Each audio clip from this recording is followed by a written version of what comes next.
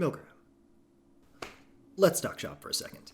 Kotoko, HARROW, Milgram. Last song in the first trial. So, the thing about Milgram that you really have to understand, and I think the thing that has made it so infectiously captivating in the hearts of so many, has been that Milgram has not missed yet. You look at all of the songs. You go from Weakness to Me, and there has not been a drop. Even the songs that I don't really go back to, the songs that I don't really say that I like, per se, it's not because of the composition. It's not because of the message or the story at play. It's because I really hate Mahiru and Yuno. And that's not because of the failure of the storytelling. That's because the storytelling succeeds so well. It's because both Mahiru and Yuno are characterized very well, and they're characterized in people that I despise. Get them out of here. So when we get to HARROW, right, we take everything we know about the song. We know that it's that Aimi is Kotoko's vocalist, and Aimi is profoundly talented. Just look at any one of her innumerable accomplishments, and that kind of speaks for itself. We know that. We know about Aimi. We know that it's the last song in the first trial, and yeah, there's reason to be rather excited here. So there's about 20 minutes to go until the song drops, and less than that. Oh my god, 15. We're cruising. And I'll see you on the other side because this is going to be something. 5, 4, 3, 2, 1. All right, let's go. All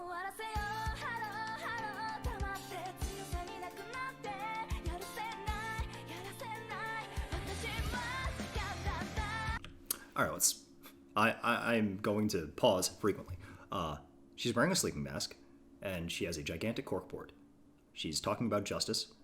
I could preliminarily guess the mask might be a justice is blind sort of thing, but it seems to be headless. Aimi is gonna gouge me with her fangs. There's a wolf!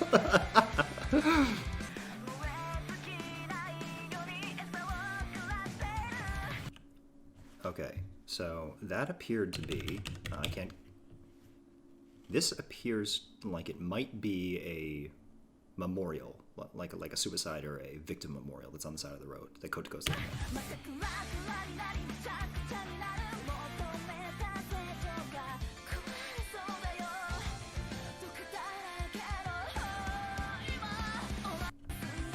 Okay, a lot of things just flashed by. 1 second.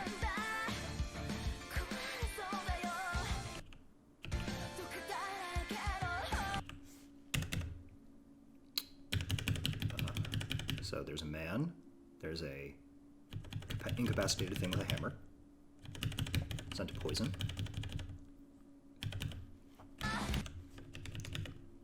Okay, so Kotoko's doing detective work.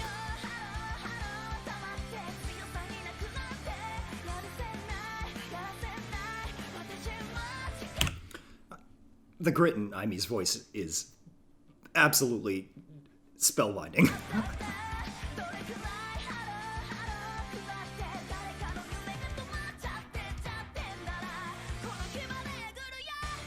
So it seems fairly obvious that what's going to happen is that Kotoko is going to kill someone, like either in vengeance or the pursuit of justice, and that's her murder. I will say, from a composition standpoint, while it's nothing too complex, it's a fairly standard light rock song, that the delivery on Aimi's part is fantastic, and the composition's competent, if not striking.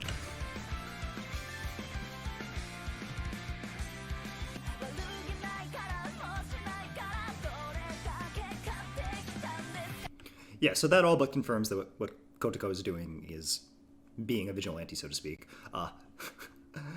Just a wild guess. I think she's probably going to be voted innocent.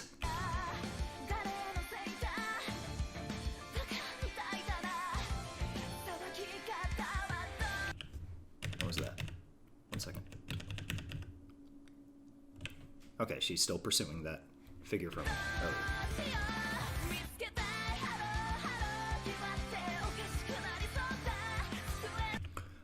Aimi's okay.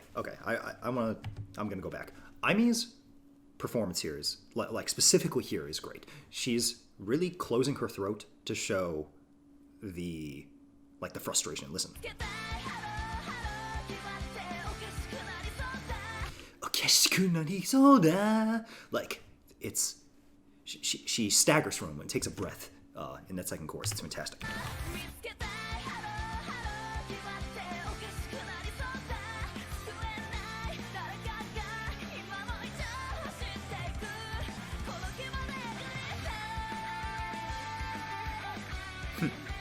Interesting.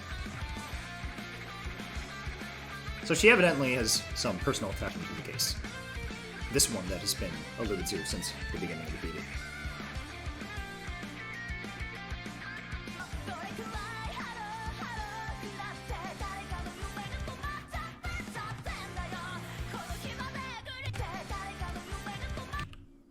Okay, so I'm trying to figure out what exactly the sequence of events that this guy did.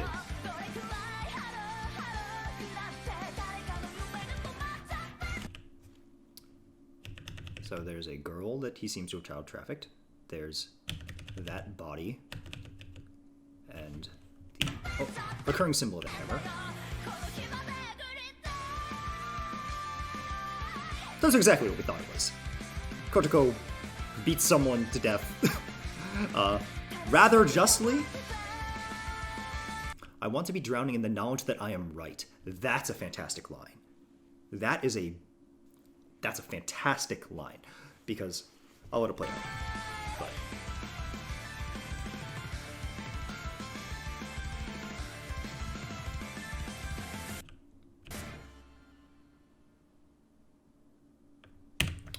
that last line's fantastic.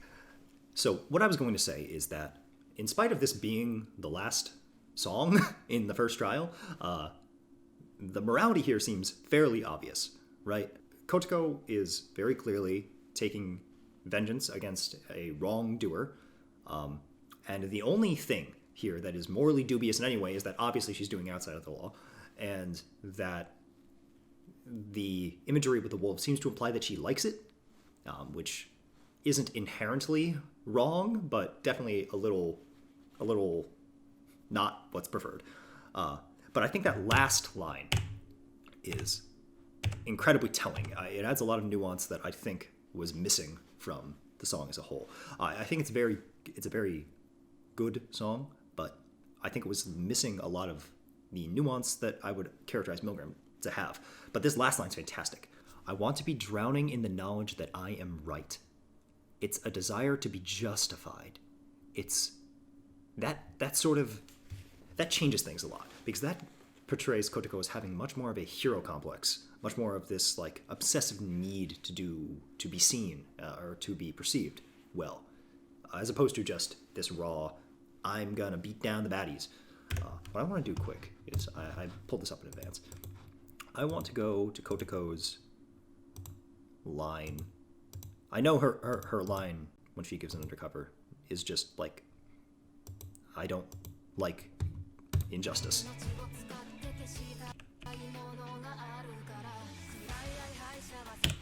Okay, so there's something I want to remove, and then what is her thing here in the final chorus? I think it's just kicking someone. Yeah, it's just her kicking S to death. All right, let's do one more listen. Yeah, so I definitely think that the sleeping mask is supposed to be the justice is blind, or Kotoko is blind to the nuance of her actions, sort of thing.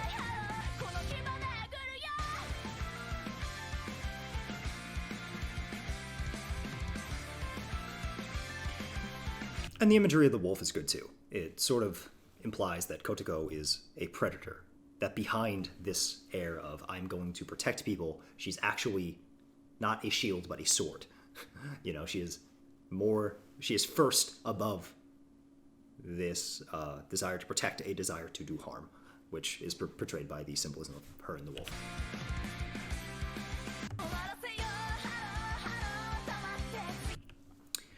Okay, I want to talk about the title. I'm not entirely convinced about what the title is supposed to mean, but I'd like to believe it's not simply a misromanization of hello, because the line is, this is the end, HARROW, HARROW, and I'm going to give the benefit of the doubt. in assuming that that could both mean hello, hello, just as like a, just as an ad-lib-esque sort of musical thing, the way it is in like that Neru song, the Nikki song rather, Grave. But I think it also could be that it's hollow, like a feeling of emptiness. This is the end, empty, empty. Just spitballing.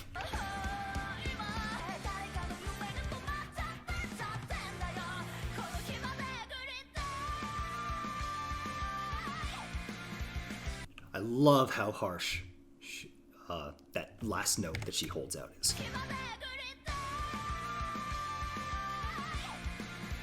Yeah, right as it goes on, like she hits the vibrato at the end, and the grittiness, like the gravel in her voice, the growl, just leans in and increases as it goes. It's a very great way to end the song.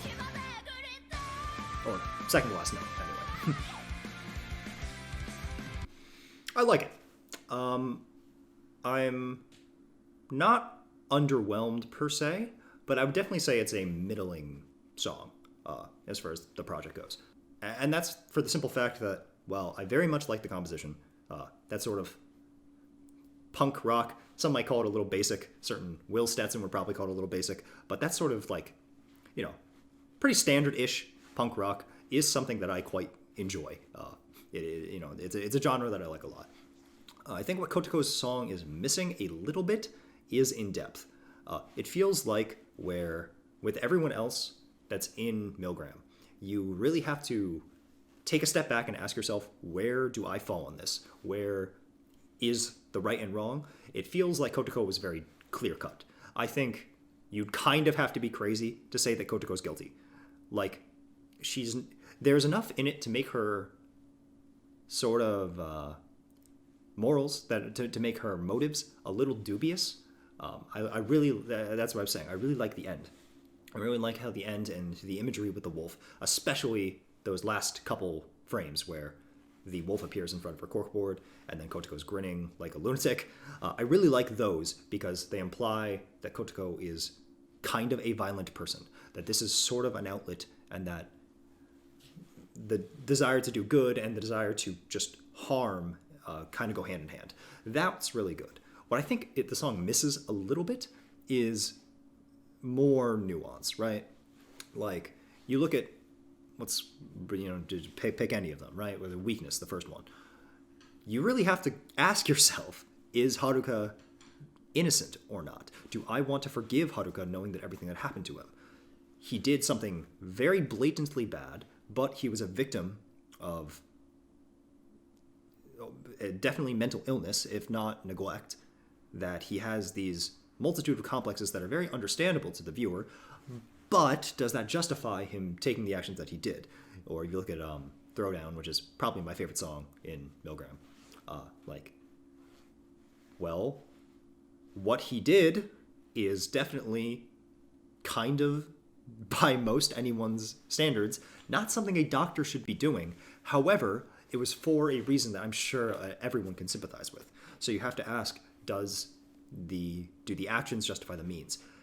Kotoko, I think, pushes that a little too far, right? When the stakes that you're dealing with are this, what appears to be like human trafficking or child abuse and child murder, when you then ask yourself, when Kotoko is in front of a man who is currently kidnapping someone, is it okay for her to take force?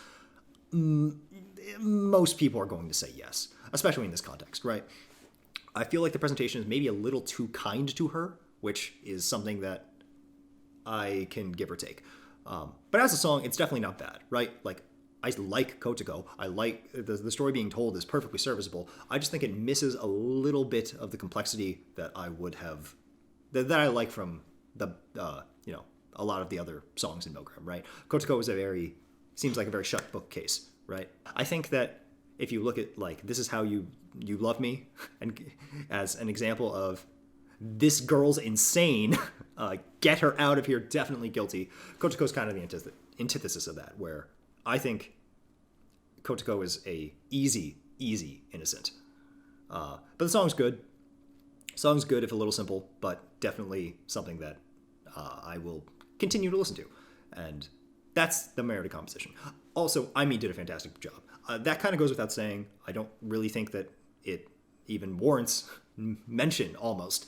But Aimee's performance was fantastic. She does a fantastic job at belting with power. She has a very, pretty laser-focused use of growl and vibrato that are employed fantastically.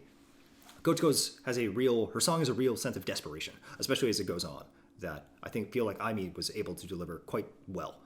I just wish there was a little bit more complexity on the morality side, and that would be what would push it up from being pretty good to being throw down and bring it on and weakness amongst the upper echelon of my favorite Milgram songs. But all in all, Kotoko did fine. HARROW's a fine song. Still a little back and forth on the title. I'm going to say that it is supposed to be a double entendre of hello and hollow, as there's an emptiness in Kotoko that is filled with her need to do violence. That is my armchair hypothesis breaking down what the title itself is supposed to mean. But not bad. Second phase is going to be pretty fascinating. Can't wait to see more from a lot of people, especially people like Amane. But that's probably not going to be for a minute. It was definitely a minute between me and HARROW. I will definitely do a general morality breakdown as well as a more symbolic breakdown of various elements in the song going forward, in the songs in Milgram going forward. One will probably be a little less structured, one will probably be a little more structured, but look forward to that. Kotoko is pretty based. Whether or not she's guilty, whether or not I forgive her, whether or not her song was good or bad, I still want that girl to beat me up. And that's pretty good if you ask me.